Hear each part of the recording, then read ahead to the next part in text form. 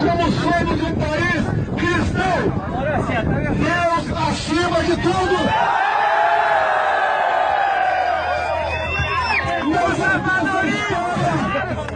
Essa historinha de Estado laico não, é Estado cristão.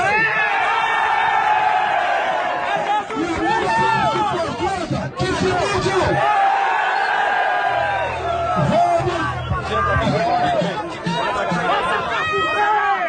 vamos fazer o Brasil para as maiorias. As minorias têm que se curvar as maiorias. A lei deve existir para defender as maiorias. As minorias se adequam ou simplesmente desaparecem.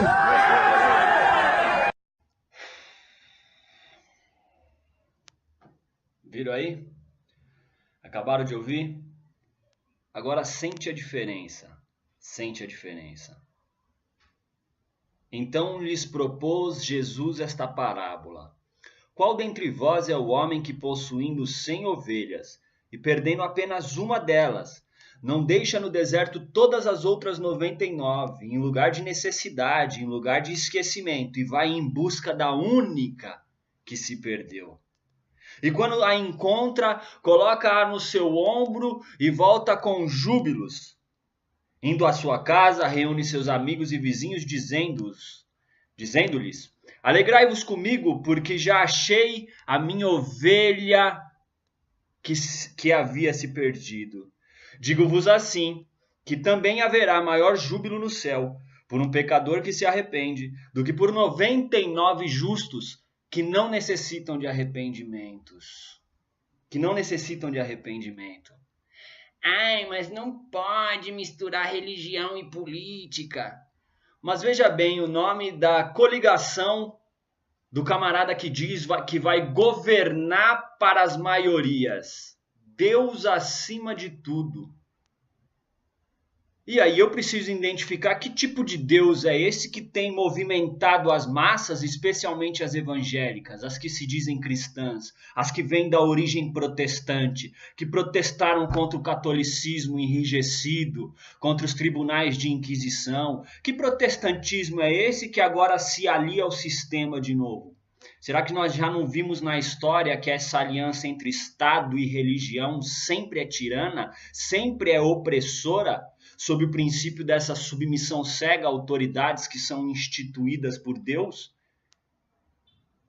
Aí nós vemos o contraste claro de um homem que diz que vai governar para as maiorias e os evangelhos apontando para o Cristo das minorias, que andava com pobres e pecadores, que escandalizava a elite judaica. Esta parábola Jesus expôs exatamente num conflito, num questionamento com autoridades da elite judaica, que queriam dar crédito à mensagem de Jesus, que queria atrair ele para suas escolas rabínicas, para fazer dele também um dos seus sacerdotes, porque ele tinha prestígio na nação, mas ele era um homem comum, ele era um homem do povo, ele era um homem que andava de maneira simples, que cativava o coração das pessoas, no meio delas, se disfarçando entre elas, andando como elas, se fazendo como elas.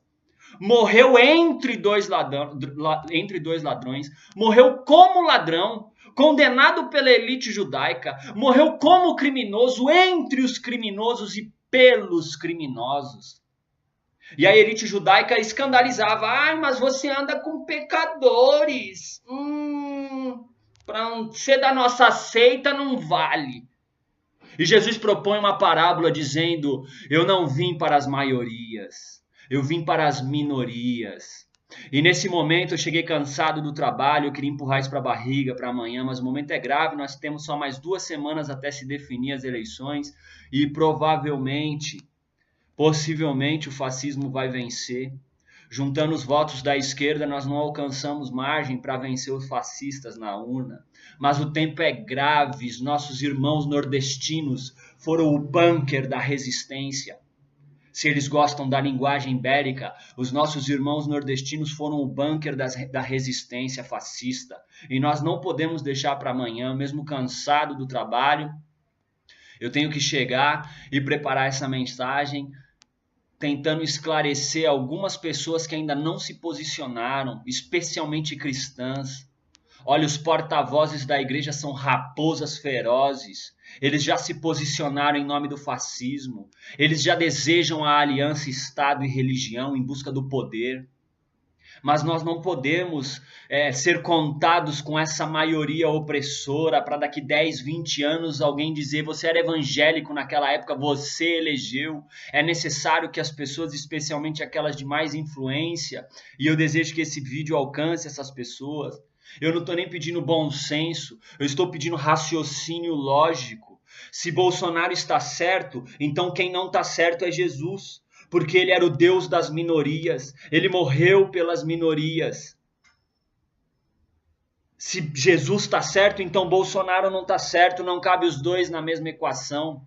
Ou se identifique com o fascismo e diga: é isso que eu sou, ou não tente mascarar o fascismo com essa máscara morna e sádica que vocês estão tentando, alguns estão tentando fazer, misturando o cristianismo com o fascismo. Isso é banalizar o que é puro, o que é instrumento de amor, de tolerância, de aceitação. E é necessário que as minorias se expressem, porque Deus tem prazer com os fracos. Ele diz: o meu poder se aperfeiçoa na sua fraqueza. O Nordeste é a região do nosso país que é exposta por todo mundo pejorativamente como um povo fraco, um canto esquecido. Mas eu quero dizer que Deus assiste o nordestino como nunca assistiu o sulista, arrogante, porque o céu tem mais prazer em uma ovelha arrependida do que em 99 justos que não carecem de arrependimento, esses narizinhos em pé aí, arrogante.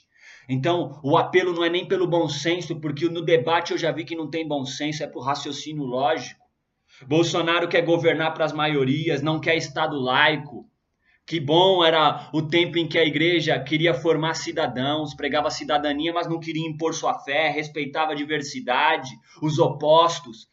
Hoje a igreja tem um pacto de poder para impor a sua fé. Isso é totalmente antibíblico, anticristão, e as minorias têm que se manifestar.